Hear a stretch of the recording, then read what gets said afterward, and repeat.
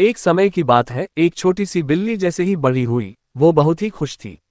वो एक खेलने की खूबसूरत जगह पर रहती थी जिसमें हर प्रकार के पशु आते थे। वह खुद को सबसे बेहतरीन और सबसे आकर्षक मानती थी। एक दिन एक कुत्ता उस खेलने की जगह पर आया।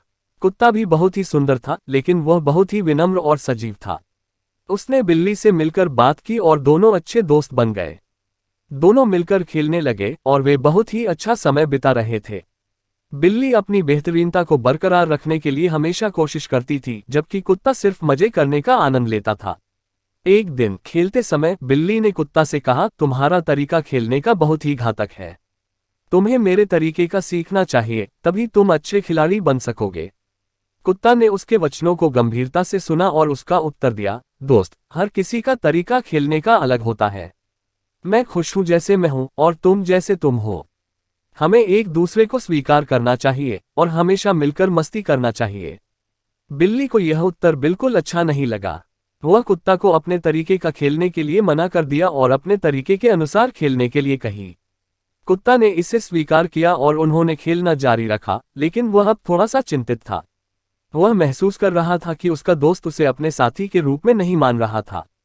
खेल के दौरान बिल्ली ने कुत्ता को बुरी तरह से धमकाया और उसे अपने तरीके का खेलने के लिए बल प्रयोग किया। कुत्ता थोड़ी देर तक सहा, लेकिन फिर उसने खुद को रोका और बिल्ली से बोला, मुझे आपसे खेलने की इच्छा नहीं है। उसके बाद कुत्ता वहां से चला गया और बिल्ली खुशी खुशी अपने तरीके से खेलने लगी। कुछ दिनों बाद बिल्ली ने फिर एक और खेल दोस्त बनाया, एक छोटे से चूहे को। चूहा भी बिल्ली के साथ खेलने में बहुत खुश था। वे एक साथ मस्ती करते थे और बिल्ली ने कभी चूहे को अपने तरीके का खेलने के लिए बदलने की कोई कोशिश नहीं की। बिल्ली और चूहे के बीच का मेल बहुत अच्छा था। वे एक दूसरे के साथ समय बिताने का आनंद लेते थे और एक दूसरे की समझ में आने का प्रयास करते थे। इस कहानी से हमें ये सीखने को मिलता है कि हमें दूसरों को उनके तरीके से ही रहने देना चाहिए।